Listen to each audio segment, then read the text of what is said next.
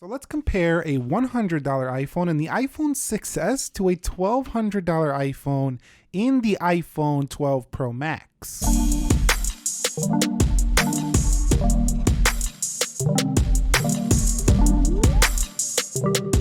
What is up, guys? Nick here, helping you to master your technology. In 2021, the iPhone 6s is now around $100 or so if you look for it secondhand.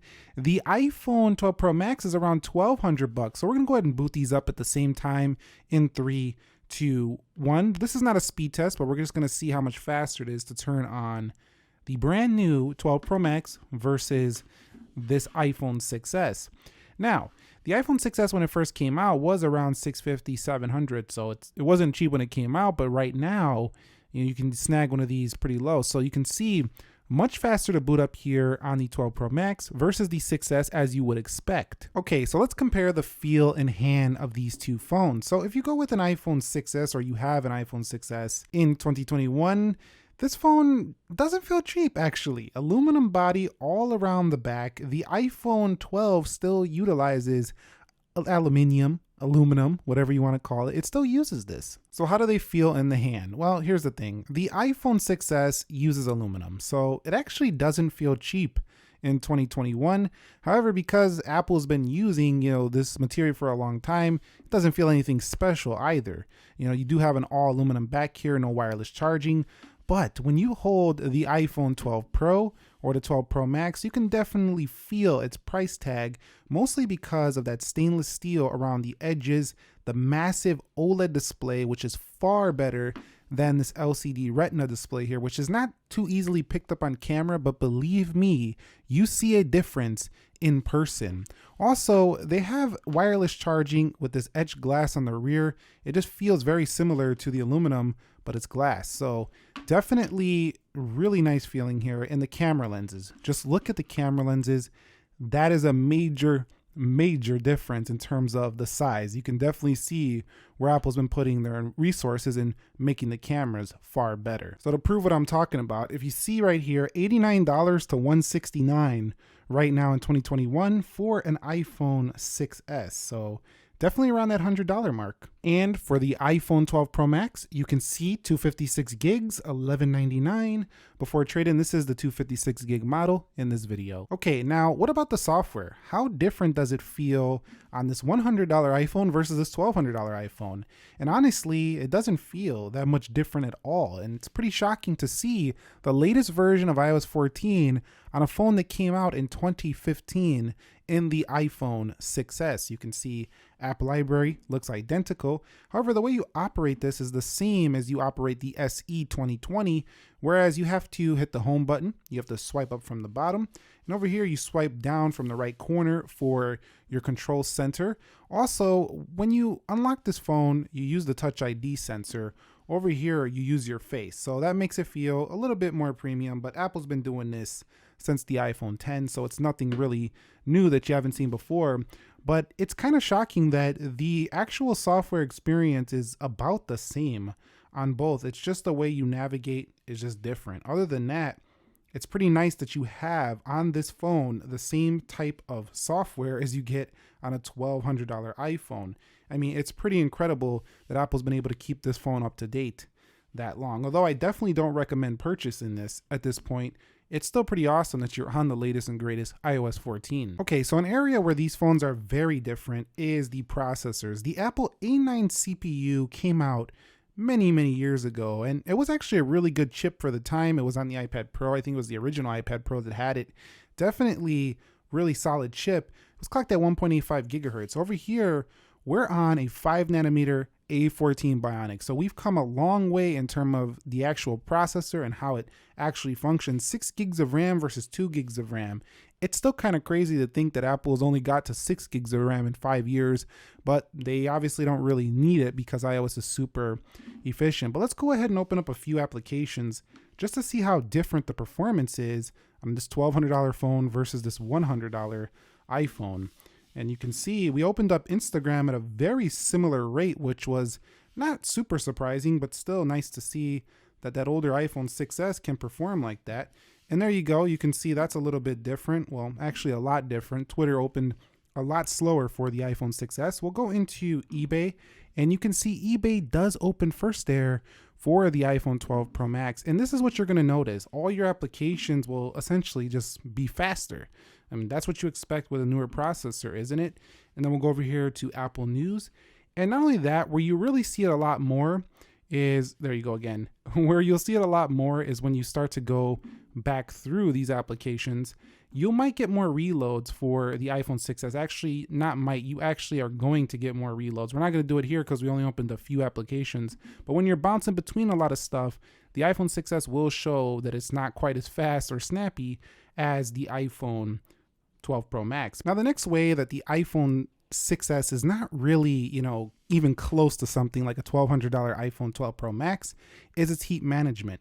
When you are running games on this phone and you are doing stuff that taxes that processor even a little bit, the phone is not as efficient on the latest software. It drains a lot of battery, and it also gets really warm to the touch.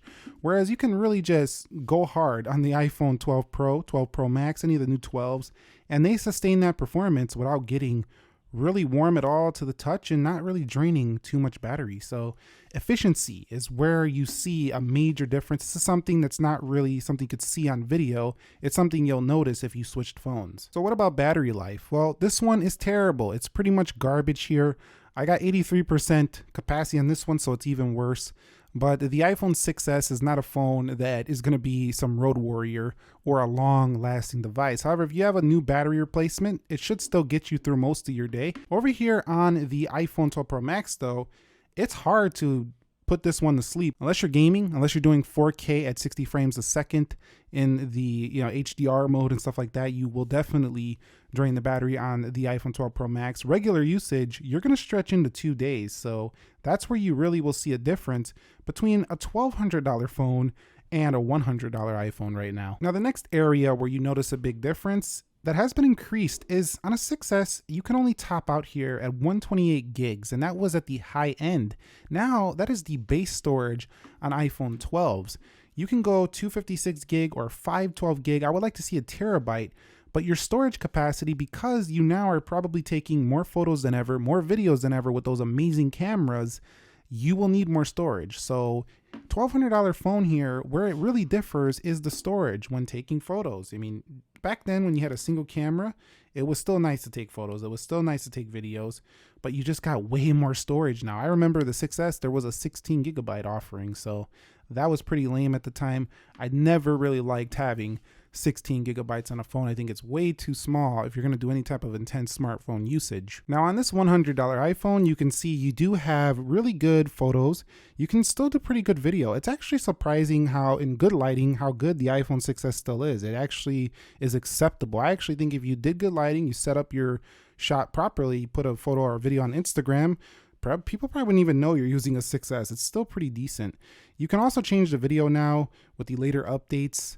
You cannot go and change the aspect ratio. So there's a lot more pro stuff going on with a $1,200 iPhone. I mean, it's taking it to a whole nother level of how you're going to use your camera here. So if we go into this camera, you'll see right here, your results are going to look more like a 1-inch camera, more like a mirrorless type camera. Although you're not going to hit those levels, you can't change the lenses. The lenses they do provide are pretty nice. And also you can change the aspect ratios. You can go 4K at 60. There's a lot more video modes. There's just a lot more going on with the camera. So if that's something you really appreciate, the newer iPhones are definitely worth the upgrade because you can actually get away with just using your iPhone these days versus an actual camera, at least to get started with doing video and photo. Okay, so back in the day, here's an area where leaps and bounds have been made. The front-facing camera is just trash on the iPhone 6s. Back in the day, it was still better than the Android competitors, I feel like, but it never really matched the rear camera. So you always had to count on the rear camera to get amazing front-facing videography and photography. It would be kind of overexposed sometimes, but still, I mean, it was acceptable. But nowadays, with the newer iPhones, you get amazing front-facing video. You get amazing front-facing photos. It basically matches up perfectly with the rear camera. So it makes it a much more versatile tool when using it. And while they're continuing to run their Geekbench, you can see right here, Apple used to have headphone jacks on their phones. Yes, that was a time when you could put a headphone jack. And you know what's funny? There's still headphone jack products all over the market today. Apple devices just don't use them.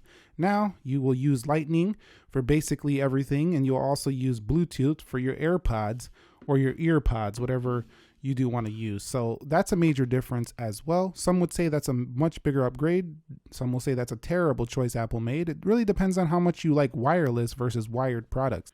And here is a synthetic benchmark difference between $1,100 on these two phones. And you can see it is about 3 times faster for the iPhone 12 Pro Max and about 3 times faster there on the multi-core.